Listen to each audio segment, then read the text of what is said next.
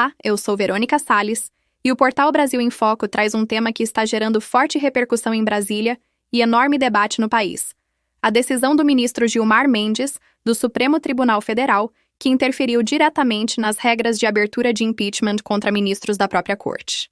O tema que está gerando forte repercussão em Brasília e enorme debate no país: a decisão do ministro Gilmar Mendes, do Supremo Tribunal Federal, que interferiu diretamente nas regras de abertura de impeachment contra ministros da própria corte.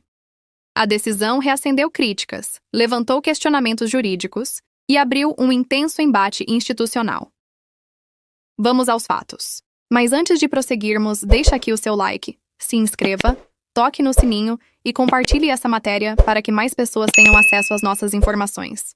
A decisão determina que o Senado não pode mais simplesmente arquivar pedidos de impeachment contra ministros do Supremo sem justificativa. A partir de agora, segundo Gilmar Mendes, qualquer arquivamento precisará ser fundamentado por escrito e o Senado deverá seguir um procedimento mínimo antes de descartar uma petição.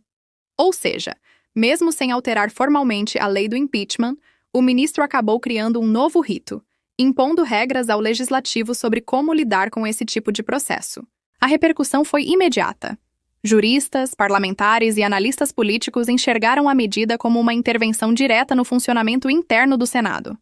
Para os críticos, Gilmar Mendes assumiu um papel legislativo ao definir como deve funcionar o processo de impeachment, justamente um mecanismo de controle sobre o STF.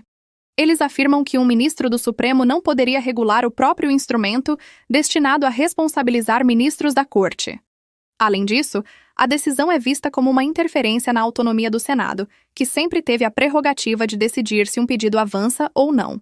Já defensores da decisão argumentam que a medida aumenta a transparência, exige maior responsabilidade no arquivamento de pedidos e evita o descarte automático de petições sem análise mínima.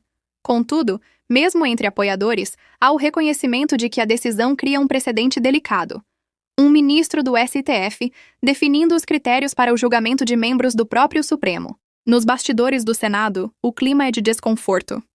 Senadores de diferentes partidos, inclusive aliados do governo, avaliaram a decisão como uma invasão de competência. Há movimentações para apresentar recursos e levar o caso ao plenário do STF, o que abriria um confronto institucional ainda maior.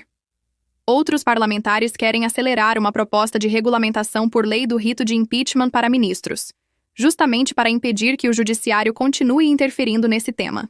E por que isso tudo importa para o país? Porque estamos diante de um debate sobre freios e contrapesos, um dos pilares de qualquer democracia.